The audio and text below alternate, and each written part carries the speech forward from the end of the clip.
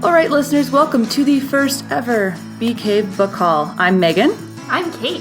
You've probably heard us talking on the Teen Advisory Board podcast, but today it's just us two. Sorry. We're doing a book haul. That's right. So pretty much we're going to talk about some things we're reading, just to let you guys know, kind of like a little reader's advisory. And then we're going to talk about some great new stuff that is coming here to the Bee Cave Library that you will be able to check out from us.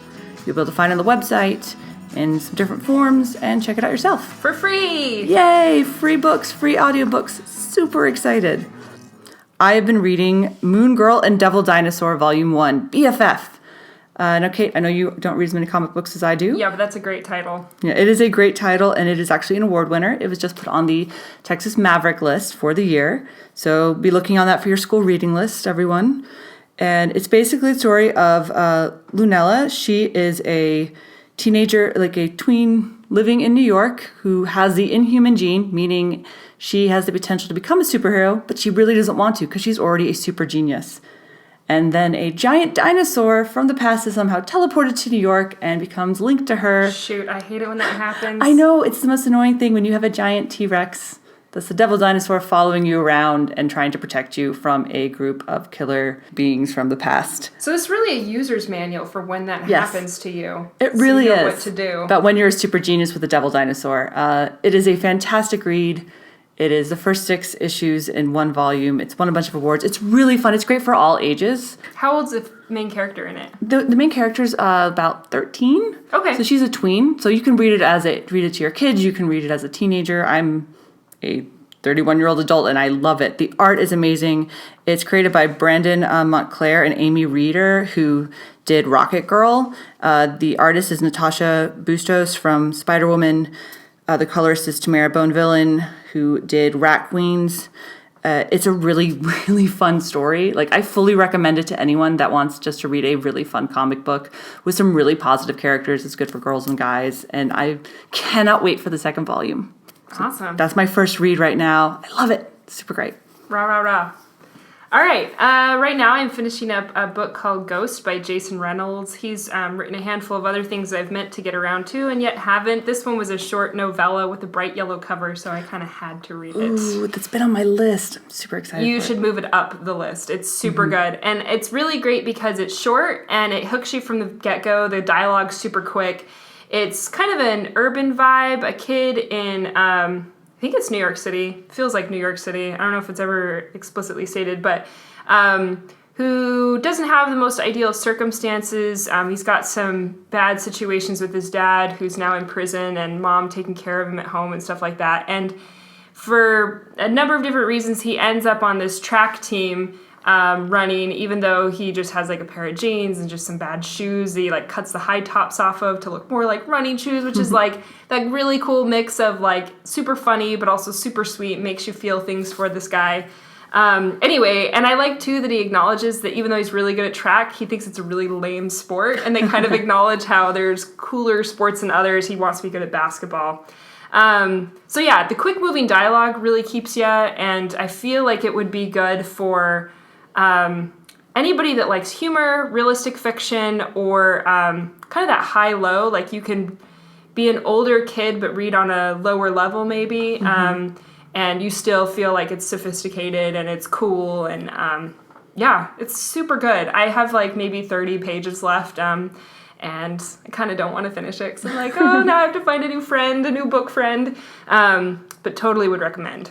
Yeah, we'll be reading more of his stuff. Because that's on the Bluebonnet list this year, right? Yes. So that would be one you'd recommend for people looking to pick out a Bluebonnet? Oh, totally. Yeah. And it's one of those things where, and a handful of the books on my list are kid-tested, mother-approved. Like your kid's really going to like it if they need to read something for school, like an award winner.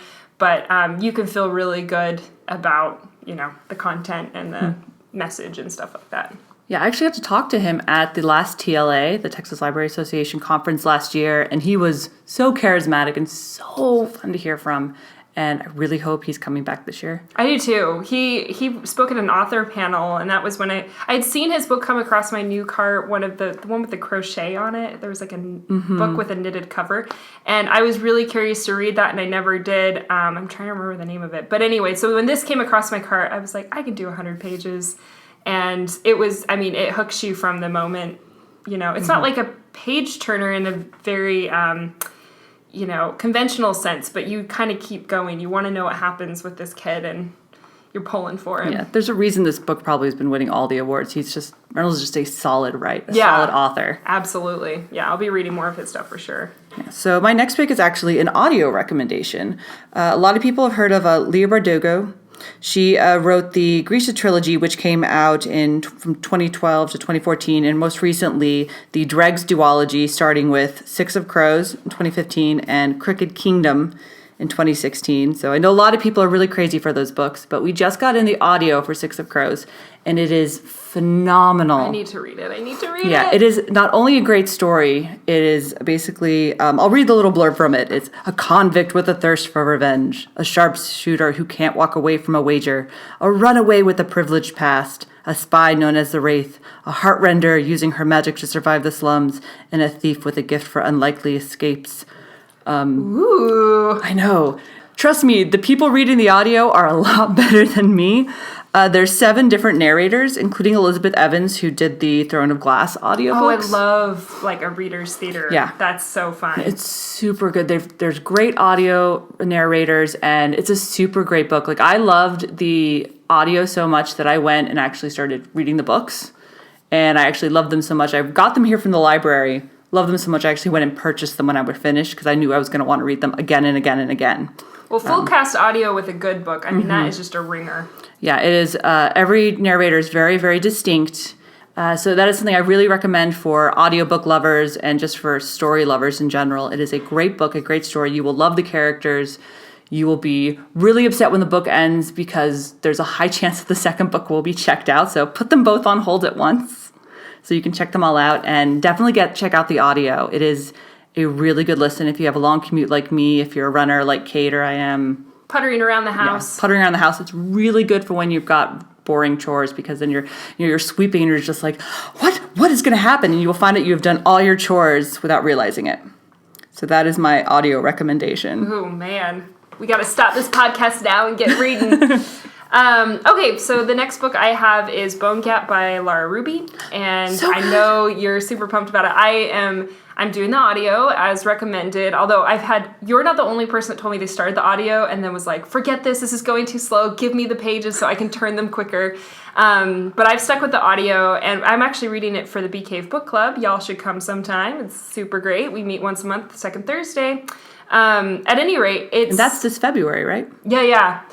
Yes, it is this February. Mm-hmm. So, yeah, if you want to read it ahead of time, it'll go fast. I'll put all the dates about the book club meeting in the comments so you can just scroll on down and you'll see exactly when our book club's meeting to talk about Bone Gap. Fabulous. Anyway, so it's a retelling of Persephone in the underworld and Greek mythology and everything like that. But what's cool about it is the way they structure it's sort of like magical realism, sort of fantasy. Like, it doesn't read like fantasy because you're not constantly trying to get into the frame of what is this world like, because it really resembles the real world, but they're just sort of these looser, whimsical pieces that allow this story to become kind of magical and mythological. And there's some really cool twists in the book that are not necessarily plot twists, but almost like character twists, I guess. Mm-hmm. And that's been really enjoyable to watch that unfold, and it gets you thinking about all these different types of things,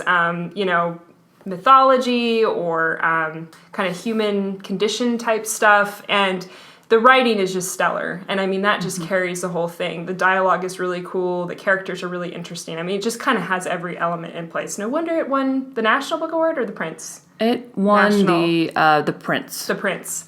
Anyway, both really great book awards to have won, but the Prince, definitely a great one for a YA reader. Anyway, and the writing just carries it. Like, I mean, even if you weren't as interested in the mythological pieces, the writing is enough to engage you throughout. Yeah, I've noticed everyone I've talked to, even if we have very divergent types of book loves, have loved that Megan book. and I. Yeah. We both like that book, and we the twain shall meet. Yes. Yeah. We have very, very varied. If you look at our Yes. Goodreads list, they are drastically different. I should say rarely the twain we meet. If I try to give her a recommendation, it's very hard. Because it's like if you were to look at our currently reading list, they are very different. Our Venn diagrams do not overlap very often. They don't, but this one really does. Yeah, it gets a lot of people.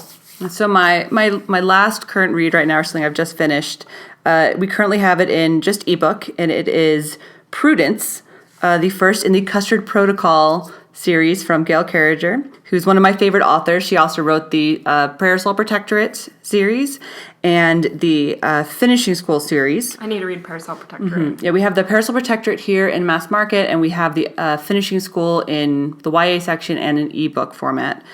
So I read Prudence, and I've also listened to the audio, and it's called A Novel of Peculiar Incident and Unruly Dissidence. And the little summary for it is when Prudence Alessandra sorry, her name is very, very wordy.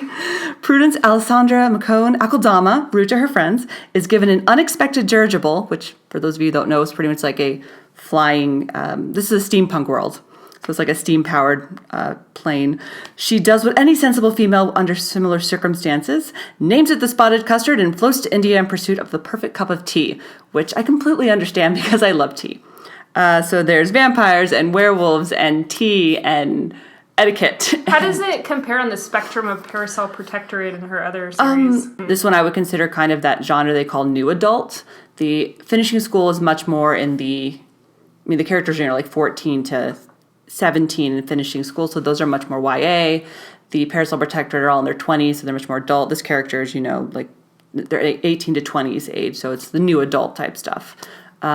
It's really good. It'd be hard to classify it, but there's action, adventure, lots of romance, lots of tongue-in-cheek play on words and misunderstandings. It's a Victorian comedy. Sounds quick-witted. It is very quick-witted. The narrator, Moira Quick, is quick-witted, is excellent, and it's very British, very Victorian, very steampunk. That would be my jam. Yeah, lots of talks of like oh goodness me, and it's just really funny, and lots of talk about the British occupation in India, and lots of misunderstandings, and about etiquette and how do you deal with different cultures, and especially when there's vampires and werewolves and meta-naturals, and it's a fun read. Like, it goes really quick, it's really lighthearted, and you just want to see the next part, what's going to happen next. And there's going to be 4 in the series, and this is just the first one. So I really enjoyed it, and I can't wait to read more. And that's always, I think, a sign of a good book when you're like, yeah, okay,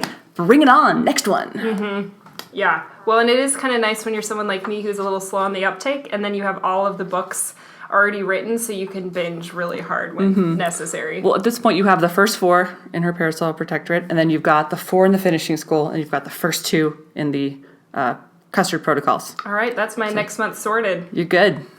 Okay, so one of the books I've been reading, well, I just finished this one maybe a couple weeks ago, called I'm really into page turners lately. I think because of the holidays and stuff, was being pulled in so many different directions. I just needed something to capture my attention. And I finished a book called With Malice by Eileen Cook. It was interesting and turned out to be creepier than I expected. I don't want to say too much because the spoiler bendy twist is kind of a big part of the story. But the basic premise is that there's a teen girl. She's, 16 she's at least 16 because it involves a car accident. She wakes up in a hospital, doesn't remember anything from before, that type of deal. But what's so crazy is her friend was killed in that accident, and she was killed like during their school trip to Italy. And according to all these different sources that get kind of spliced in with different chapters, the investigator or the friends that were observing different things or people they met on the trip are all giving these reports, like investigative reports, and you're starting to kind of put the pieces together. It's a good, and a lot of people are claiming that there was something sinister about what happened with between the two of those best friends. And what's so interesting about the book too is that you're piecing those things together. It's kind of in the same way. So she has amnesia, so you're piecing those things together in the same way that she kind of is piecing those things together. And there are times where I feel like the dialogue's a little not the best, but like the storyline you just kind of run with it. You're just like so compelled, like what happened, and you have to know, and that type of thing. It's a good thing for those that are kind of on a post we were liars hangover type thing. And then another bendy book that I've been reading, I just barely finished, was My Sister Rosa by Justine Larbalestier. I think she's Australian, and she's married to, isn't she married to Scott Westerfeld? I don't think she's married to him. I know she just went on a book tour with him. Oh, okay. They went on a book tour, the Zeros and Swarm book tour. Oh, okay. At any rate, for some reason I associate those two together. But anyway, My Sister Rosa, it's super upsetting. It's about an Australian family that moves to New York City. They've got a very strange family dynamic to start with. And honestly, that was kind of hard for me to wrap my head around. But and I don't quite know how to describe it. You'll just have to read it. But basically, the narrator is this boxer. He's this young boy. Well, not that young. He's probably like 16, 17. And he has, at the very get-go, his younger sister is a sociopath. So kind of like the bad seed. Yeah. And anyway, and there's kind of some interesting contrasts between, he's a boxer, which is inherently a violent sport, and yet he is not as sinister as this sister of his, even though she is not physically violent. Like, there's something more threatening and violent about who she is. And she's just like adorable. She's got these like blonde little ringlets, and she's 11 years old, just seemingly so innocent. And the parents are just sort of, I don't know, negligent, it seems like they just seem kind of oblivious, of course. That happens a lot in YA novels. But anyway, and I don't want to say too much again, but there is some serious bendy parts that happen in the plot kind of towards the end, and I'm still kind of recovering from them. Yeah. I remember when I was looking up all the stuff for the Zeros and Swarm book tour stuff, and I saw this author posting about her book, and I remember sending it to you being like, Cate, we need to look at this. And yes. I'm so glad you loved it. I'm so glad. Yeah, and it's totally one of those things. It's dark. It's not one of those things you read when you like want to feel good about humanity or whatever, but it's one of those books, like, it'd be good on an airplane, although it might make you really freaked out, because there are some incidents on an airplane. Don't read it on an airplane. Okay. Don't read it on an airplane. But read it maybe at a time where you need to get through things really quickly. I actually kind of had trouble. So I have a nightstand book and like a lunch break book. I had trouble keeping that on my nightstand. I had to turn it into a lunch break book because I was like, this is a little too freaky. I don't want to dream about this.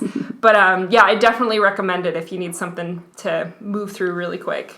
Yeah, so at this point, we pretty much, I hope, have covered a lot of different genres and stuff. We've got a comic book if you're looking for something. We've got different age ranges, and we're going to put all these books in the little blurb about this, so you should be able to just look it up. And you can always come to the Bee Cave Library and just ask us, hey, what did you talk about on that podcast? We will have a list. You can ask for Cate or myself, Megan, and we'll give you even more suggestions. We'll give you more suggestions. We've got great Pathfinders. We are a wealth of suggestions. We do displays.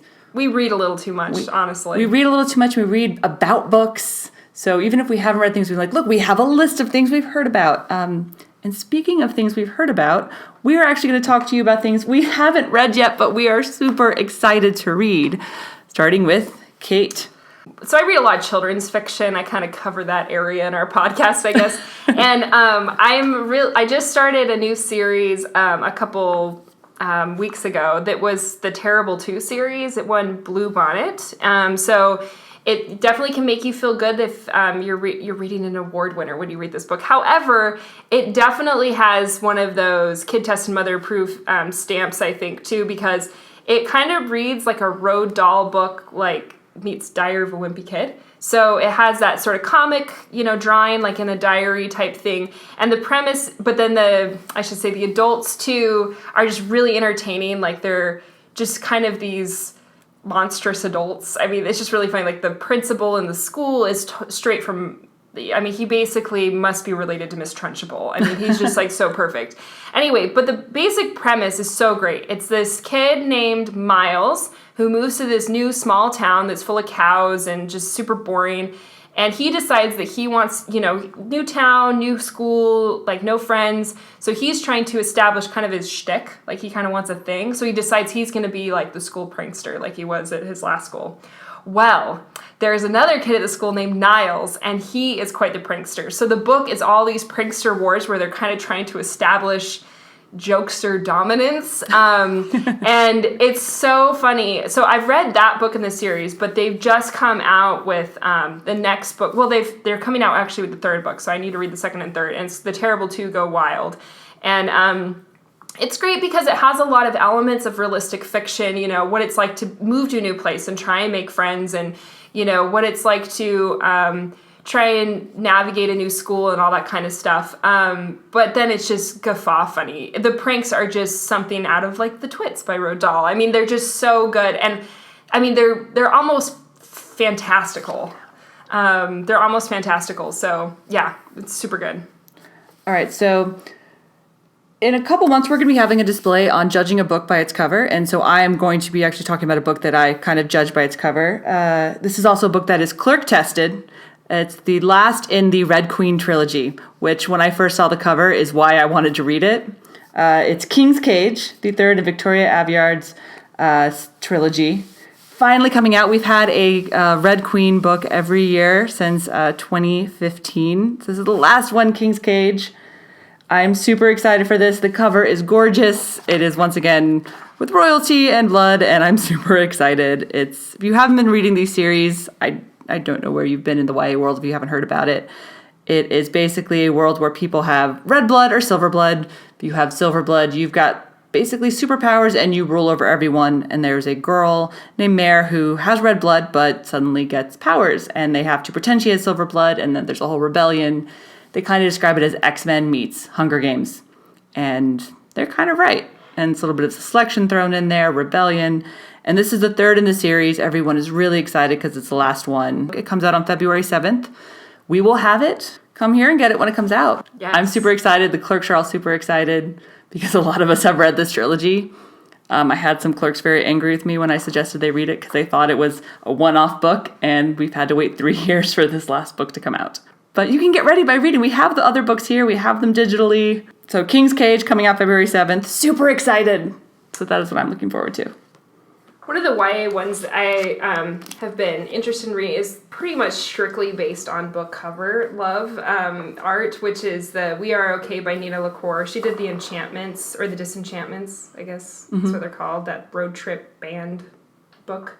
Anyway, the cover is just, it looks kind of like a cool woodcut that's just like two different colors mixed in with like kind of an aqua pink, and this girl looking off into the distance from a rock. And I mean, honestly, the book doesn't sound super, it's hard to tell how much this book is about, except that it's basically a girl who moves on to a new city, and one of her friends kind of follows her there to figure out why she left and kind of the things that transpired to make her do that.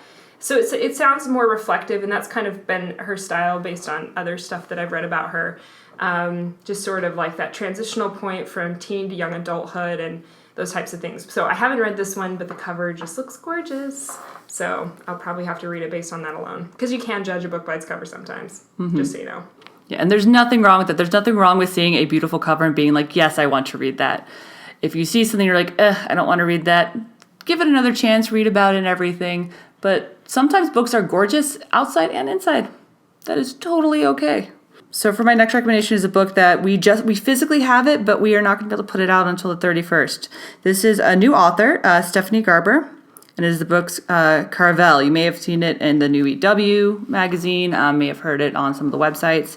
So this book is gorgeous, and it has a storyline to match. I have been super excited about this for months since I first read about it. It's coming out January 31st. The blurb is, whatever you've heard about Caraval, it doesn't compare to the reality. It's more than just a game or a performance. It's the closest you'll ever find to magic in this world. It's basically the story of two sisters who escape their home, and they enter a dangerous game of intrigue. They go to this island to enter this game, and it kind of sweeps them up.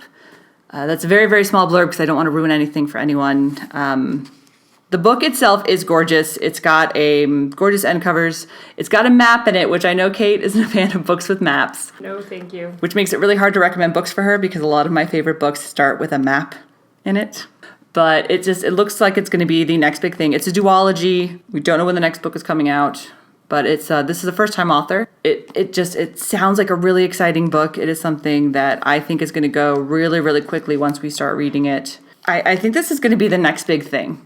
I really do. The people I've all the reviews I've read from people that have read the ARCs or the early releases have been going nuts for it. I haven't seen this kind of fervor since like a Red Queen type thing or a Hunger Games type thing. I think this is going to be big. It got picked up by the people from Fox already for a movie.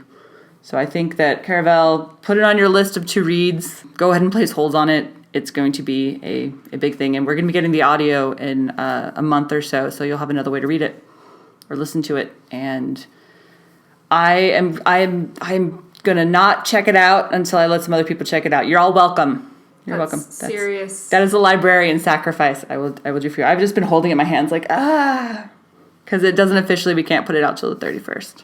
Yeah. So the book that I really want to read in the scope of bendy plots and all that kind of stuff is The Stranger Game by Cylin Busby. And it has kind of a sinister looking cover as well. And but Cylin Busby wrote a book that I really liked called Blink Once that we have in the collection. And I book talk that one all the time to kids that just need to get hooked on a new story, or adults for that matter. Anyway, but the premise of The Stranger Game is that there's this older sister. So the main character is telling the story, and his older sister disappears. And he's kind of relieved, actually, because, which is a horrible thing to say, but that he just thinks that she's not the nicest person. But then months later, she's found, and when they find her, she's changed, which I guess, most people would probably be changed if they had disappeared and been found later. But, she's gone from being this really strong and athletic person to timid and all these kind of smaller things. But then the most alarming thing to him, and this is really kind of creepy cool, is that she's gone from being abusive and belligerent to being sweet and kind.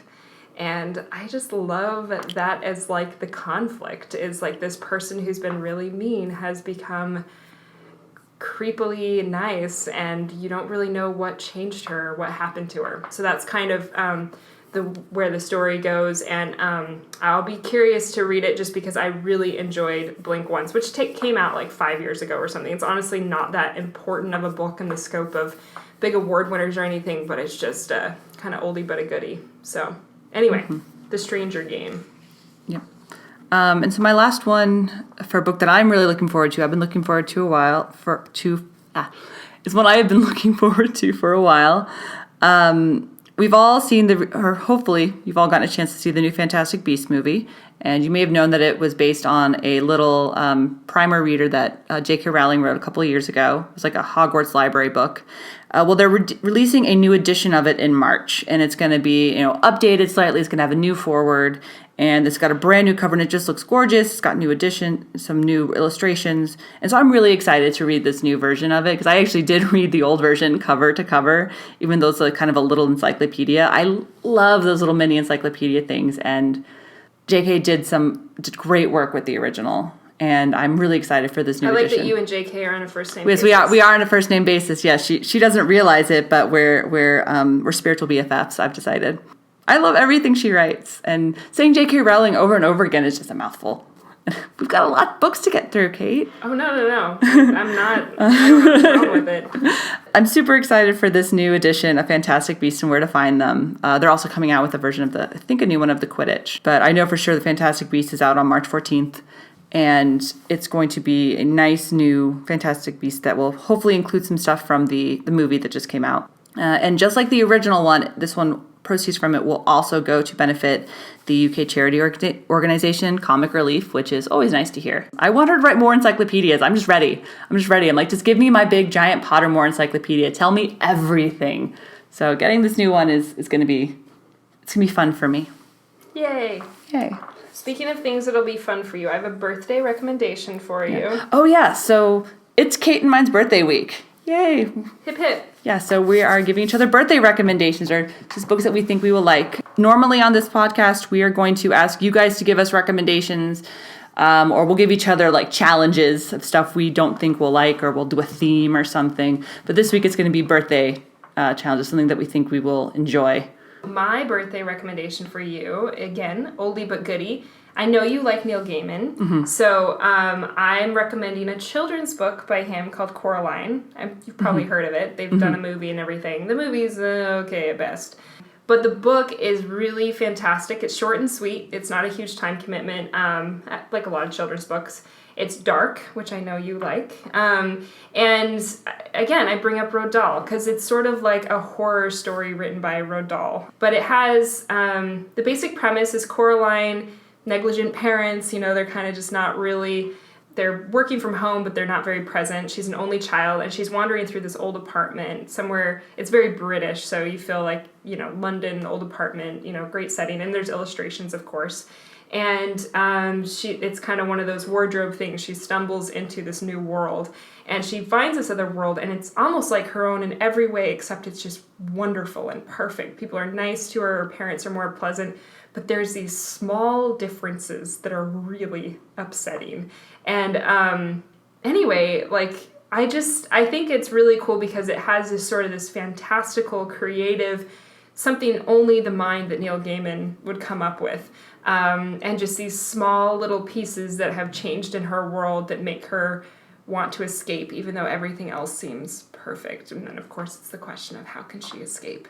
So I'll let you guys discover what those, or I'll let you, Megan, discover what those small differences are that alarm her. But yeah, really great. All right, so this is when Cate and mine's Venn diagrams actually overlap, because when I was trying to figure out what to recommend for Cate, I kept coming back to Neil Gaiman.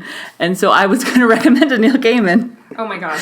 So we had decided we were going to focus on, this podcast was going to focus on the young adult and the kind of like JF and everything. But I was going to kind of, the only thing I could come up with, because Cate knows so much about YA and young adult, I just wasn't sure where I could go for you. So I was like, I'm going to go a little bit to the more adult, something that I still think teens would enjoy, which was his book with Terry Pratchett, Good Omens. Oh, I would totally read a Terry Pratchett, Neil Gaiman. Yeah, so it's the Neil Gaiman, Terry Pratchett, Good Omens. Is that newer? It's not actually newer. It's been out for a very long time. It's basically... Dear Terry Pratchett. I know. We miss him. We do. It's basically about the almost end of the world, or the possible end of the world. Basically, the world is supposed to end.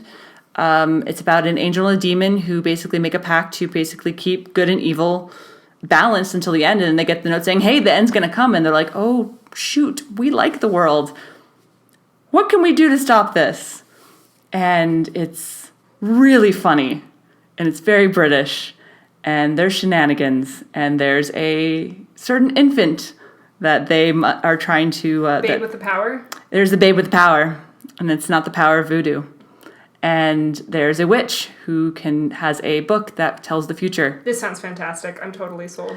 And so I also had one other recommendation for Cate, in case that one didn't work out. And it's a children's book called Penguin Problems that we have here in the collection from Jory John and Lane Smith. Penguin Problems. Smith is my favorite. Yeah. You will know Lane Smith from Stinky Cheese Man. Yeah, from Stinky Cheese. And the artist who helped do the James the Giant Peach animations back in the late 90s. Oh, I love that. Yeah. So Penguin Problems is an ebook, but I feel that everyone from kids to adults should have a copy of this book somewhere in their home. It is basically about a penguin who has all the problems. Basically, one of the things he says, first things is like, gosh, it's cold here. It's like, my beak is cold. It's way too early. He's just a complaining penguin. He's grumpy. He's very grumpy, and he's very just cranky and grumpy, and he's very verbal about his complaints. And that book is such a good recommendation to me that I've already read and loved it. Oh, but that means that you just nailed it. We both nailed our thing. So this is a book that, because today is actually Kate's birthday that we're recording this. Mine's at the end of the week. It is our birthday week, and we deserve a book sometimes that is a good laugh and a really quick read. And I think Penguin Problems is that answer to all that. Absolutely, no question. So penguins and Neil Gaiman are the way to our heart. Yeah. You know so much about us now. I know. So this is our first BK book haul. Tell us what you liked. Tell us what you didn't like. We will hopefully be getting to interview some of the Teen Advisory Board members, maybe some members of staff. If there's anyone you would like us to interview or any topics you'd like us to cover, write it in the comments. We're going to be keeping this on the SoundCloud, putting it on iTunes. We'd really like to get people in the community involved in this. Let us know. We would like to let you know what we've got here. I have some patron people that I think you could interview. Yeah, we would love to do that. We'd love to talk to you guys about books. We want this to be a great thing, this BK book haul. We want to talk about books we've read, books we want to read. Please talk to us. Tell us books that you want us to read and talk about. Tell us about books that you're excited for, and we'll talk about them here. Yeah, that's pretty much our BK book haul. So, Yay. Happy birthday to us. Happy first ever BK book haul. Book day to y'all. Yeah, happy book day to y'all. That's going to be our new slogan. Happy book day.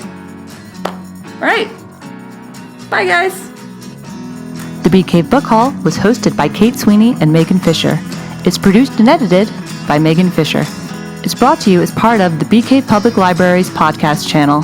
Thanks to the Friends of the Bee Cave Public Library for our wonderful podcast equipment. Please leave comments, questions, and any ideas you might have for us in the comments below. We'd love to hear from you. Keep reading!